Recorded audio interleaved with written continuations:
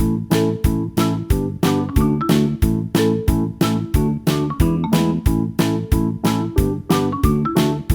बच्चों, कैसे हैं आप सभी? मैं आशा करती हूँ आप सभी लोग स्वस्थ और प्रसन्न होंगे।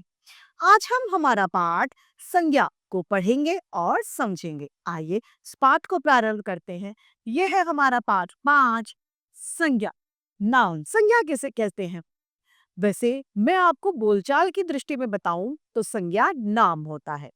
अब नाम तो किसी का भी हो सकता है, या तो वो किसी मनुष्य का हो, किसी इंसान, किसी प्राणी, किसी चीज का यानी किसी वस्तु का, किसी जगह का, किसी भाव का, सभी का नाम संज्ञा कहलाता है। या फिर मैं व्याकरण की दृष्टि से यदि संज्ञा को परिभाषित करूं तो संज्ञा किसी व्यक्ति, वस्तु, स्थान, प्राणी तथा भाव के नामों को संज्ञा कहा जाता है। और संक्षेप में कहा जाए तो संज्ञा एक नाम है। आइए इसे शुरू करते हैं। संज्ञा का अर्थ है नाम। संसार में प्रत्येक वस्तु यानी हर एक चीज का कोई ना कोई एक निश्चित नाम जरूर होता है।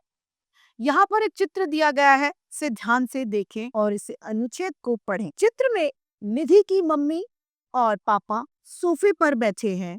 निधि फर्श पर बैठी है और फर्श पर बैठकर वह पुस्तक पढ़ रही है।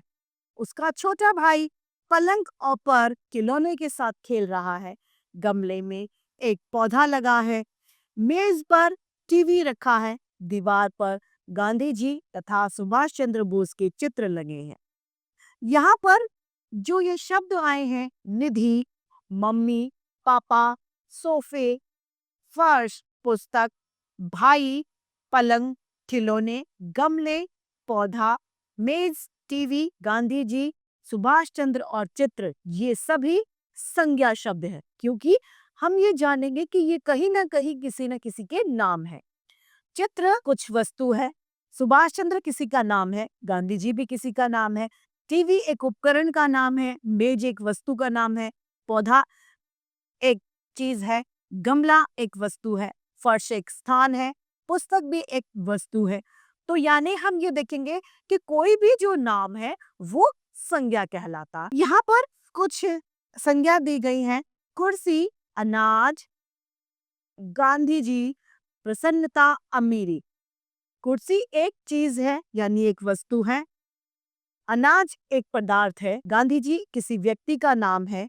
प्रसन्नता एक भाव का नाम है और अमीरी एक स्थिति को बता रहा है। यानी कुल मिलाकर किसी भी अवस्था को बताने वाले शब्द, किसी भी स्थिति को, किसी भी नाम को, किसी भी चीज को बताने वाले शब्द संज्ञा कहलाते हैं। संज्ञा के 3 भेद होते हैं, यानी संज्ञा को मुख्यतः 3 भागों में बांटा गया है।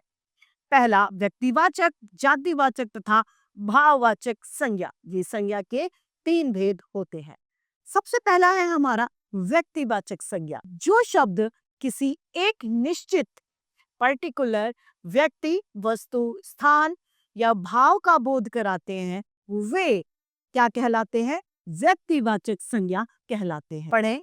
किसी विशेष व्यक्ति, प्राणी, वस्तु या स्थान आदि को बताने वाले शब्द व्यक्तिवाचक संज्ञा कहलाते हैं। जैसे कि गंगा, हिमालय, गांधी जी, अमेरिका, लता मंगेशकर, राम, लक्ष्मण, ये सभी व्यक्तिवाचक संज्ञा के उदाहरण। हिमालय सबसे ऊंचा पर्वत है। रामायण भावना पड़ती है और आज ताजमहल हमने देखा। ऊपर चित्रों में नीचे दिए गए वाक्यों में हिमालय एक विशेष पर्वत का नाम है, रामायण एक विशेष पुस्तक का नाम है तथा ताजमहल एक विशेष जगह यानी इमारत का नाम है। अतः ये सभी शब्द व्यक्तिवाचक संज्ञा के उदाहरण हैं, क्योंकि ये खुद को दिखा रहे हैं। कौन? हिमालय, रामायण और ताजमहल। ये एक प्रस्तुत, एक खुद ही एक इंसान है, पर्टिकुलर एक जगह है, एक व्यक्ति है, एक स्थान है। इसीलिए ये खुद को दर्शाते हैं। स्वयं को बताने वाले शब्द व्यक्तिवाचक संज्ञा के उदाहरण होते हैं।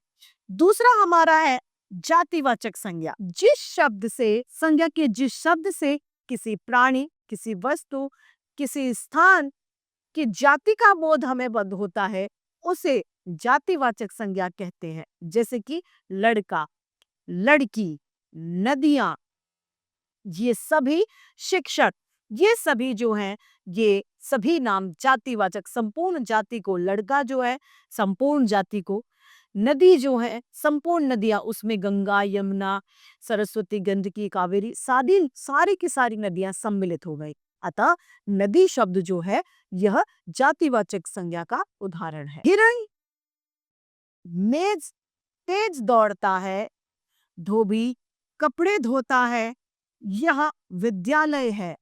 इन वाक्यों में हिरण पूरी हिरण जाति को बता रहा है, दूसरे वाक्य में धोबी, और तीसरे वाक्य में विद्यालय, संपूर्ण जाति विद्यालय। कोई एक सेंट फ्रांसिस ही नहीं, सेंट जोरियस ही नहीं, सारे सेंट थॉमस ने सारे विद्यालयों को दर्शा रहा है।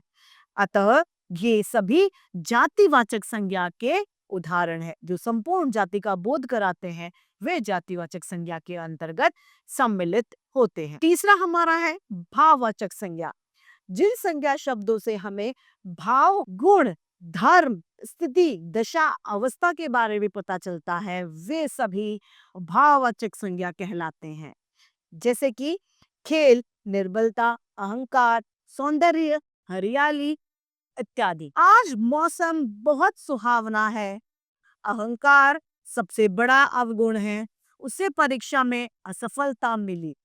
इन वाक्यों में सुहावना, अहंकार और असफलता ऐसे व्यक्ति है, ऐसे शब्द हैं जो व्यक्ति, पदार्थ आदि के गुण, दोष, धर्म, अवस्था आदि का हमें बोध करा रहे हैं, यानी हमें उनके बारे में जानकारी दे रहे हैं। अतः ये सभी शब्द भाववाचक संज्ञा के उदाहरण है। भाववाचक संज्ञा यानी किसी भी तरीके के बारे में हमें बताना, गुण, धर्म, अवस्था, दशा, ये सभी भाववाचक संज्ञा के उदाहरण होते हैं।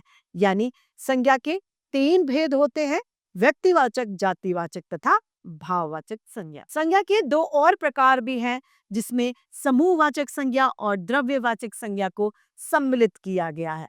समूहवाचक संज्ञा में जो झुंड होते हैं, झुंड में सम्मिलित होते हैं, जैसे कक्षा, टोली, परिवार आदि, ये सभी समूह का बोध कराने वाले शब्द समूहवाचक संज्ञा के अंतर्गत आते हैं। तथा द्रव्यवाचक संज्ञा में दूध, सोना, चांदी, चावल आदि, ये सभी जो चीजें हैं, ये द्रव्यवाचक संज्ञा का बोध कराती है। अब भाववाचक संज्ञा की रचना। सबसे पहले जातिवाचक से भाववाचक संज्ञा कैसे बनी? मानव से मानवता, गुरु से गुरुवता, दानव से दानवता, प्रभु से प्रभुता। फिर सर्वनाम से कैसे बनी भाववाचक संज्ञा? सर्वनाम है निज, तो निजता भाववाचक, सर्व का सर्वस्व, पराया का परायापन, मम का ममता, ये सर्वनाम से परिवर्तन हुआ भाववाचक संज्ञा में। तीसरा, विशेषण से कैसे भाववाचक संज्ञा?